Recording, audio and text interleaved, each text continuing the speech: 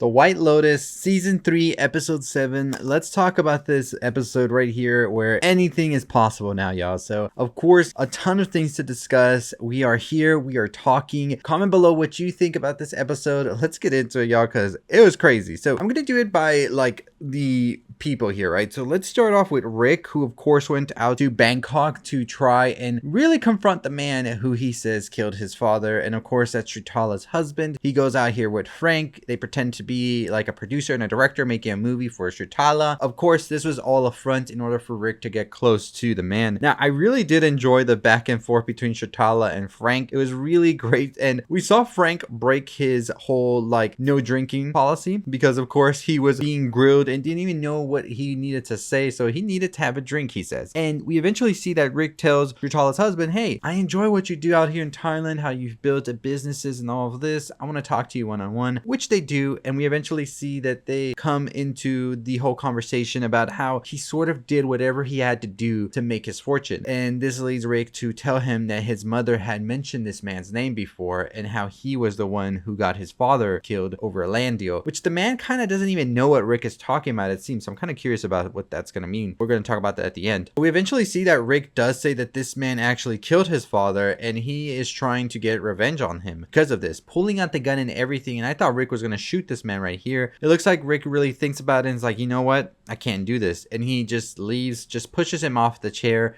Him and Frank get the hell out of there, as we see that Frank and Shrutala are still having a good conversation about Shrutala's career and watching old videos of her. Really love that moment that Frank got to experience that with Shrutala. But we see that they eventually leave and they go and just have a night out in the town in Bangkok. And we see that Rick tells Frank basically I thought I wanted this whole time, but once I was face to face with him and I saw he was just a frail old man, I was just like, you know what? No, I can't do it. And we see that Rick changes his opinion. Now we'll talk more about what that's going to mean for the future. Lachlan and Piper, of course, at the Buddhist temple. We got the preview and everything. I thought something was going to go down here. It looks like Lachlan really is starting to sort of want to be closer to Piper because we see that they go through the whole Buddhist thing. They are eating together and Piper saying that what does he think about it and all of that. When Lachlan drops the bombshell, I'm going to stay. I want to be with you. I want to be close to you here. And I really like what they're doing here. And it looks like Piper doesn't like this too much as she can't sleep. And I'm just wondering, Lachlan's just kind of crazy, right? But we do see that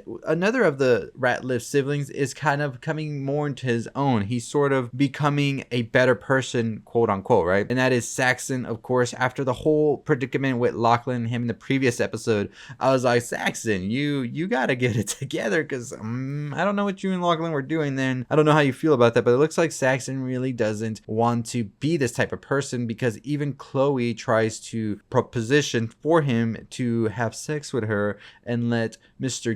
Greg here peer into them as they are doing this because it would fulfill some fantasy that Greg has had in the past when he used to peer into his parents. So Gary and Greg, it's getting a little bit weirder with Mr.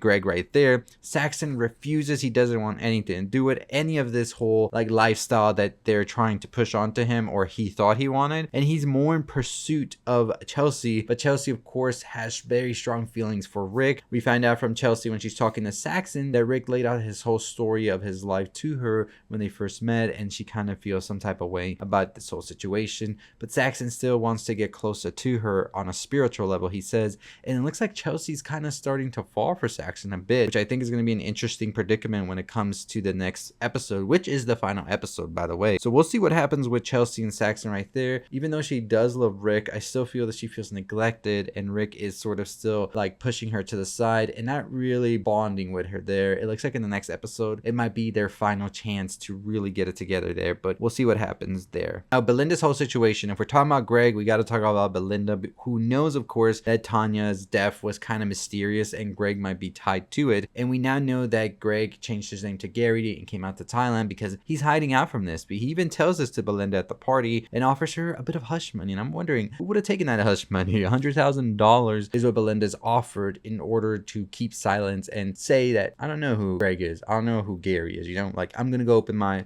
spa and just have a time, right? And Belinda is kind of like, I'll sleep on it, but I'm kind of worried for Belinda because Gary's basically implying like, you take the money or I choose what to do with you now. And even Zion, who is Belinda's son, says you should take that money because this man is capable of a lot. We know he's capable of doing much worse. So I think that's interesting right there.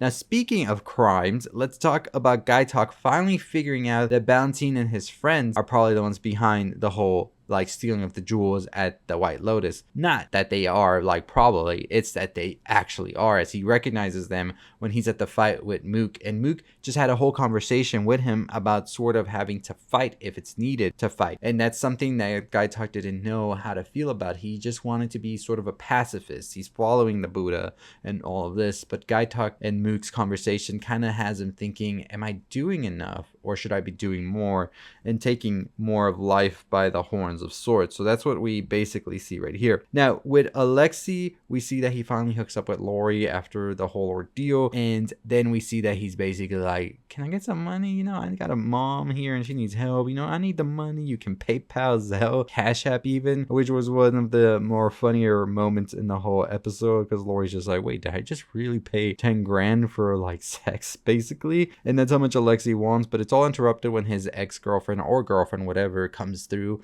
and tries to chase Lori out as she heads back to the White Lotus, which was one of the moments I really truly felt for Lori, who just feels played now, right? After having a whole fight with Jacqueline about the Valentine situation, we definitely see this friend group just deteriorate at this point, I think, and it's going to be interesting to see how they make it to the end. But I was really feeling for Lori because I feel like she really truly feels ostracized from everybody and used, of course. But we do finally see the end here with Tim as he sort of is contemplating what he does.